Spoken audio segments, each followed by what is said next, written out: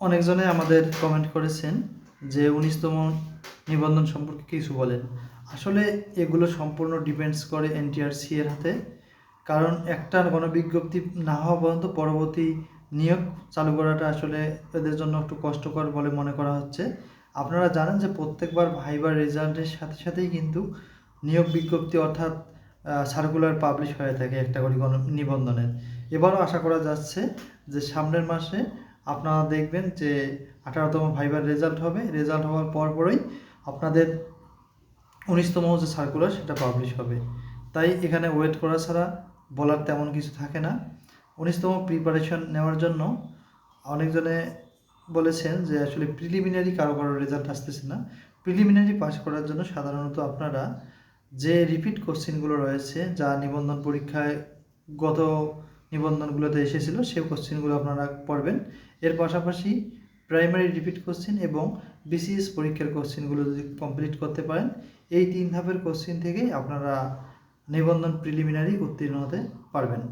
তবে রিটেনের জন্য কার্যকরী পদক্ষেপ নিতে হবে। রিটেন একটা ক্রিটিক্যাল পর্যায়। এখানে যার হাতের লেখা ভালো এবং যারা সময় মেনটেন করতে পারে এবং 100 মার্কের অ্যান্সার করতে পারে তারাই কিন্তু আসলে রিটেনে উত্তীর্ণ হচ্ছে। তাই এখন থেকে রিটেন প্রিপারেশন নিতে পারেন। আপনারা জানেন যে আমরা এই চ্যানেলে কিন্তু নিবন্ধন রিটেন ও প্রিলিমিনারি সাজেশন দিয়ে থাকি। এরপরেও কারো প্রিলিমিনারি সাজেশন থাকলে আমাদের কমেন্ট করবেন, ইনশাআল্লাহ আমরা আপনার সাথে যোগাযোগ করব। এর জন্য রিটেন বিশেষ করে আপনারা জানেন যে আমি রাষ্ট্রবিজ্ঞান প্রভাষক পর্যায়ে রয়েছি। রাষ্ট্রবিজ্ঞানের আমরা 18তম যে সাজেশন দিয়েছিলাম ইনশাআল্লাহ অনেক কমন পড়েছে এবং অনেকজনেই উত্তীর্ণ হয়েছে রিটেনে। আমরা 19তমর জন্য রাষ্ট্রবিজ্ঞান সাজেশন তৈরি করেছি। যদি কারো লাগে যোগাযোগ করতে পারেন।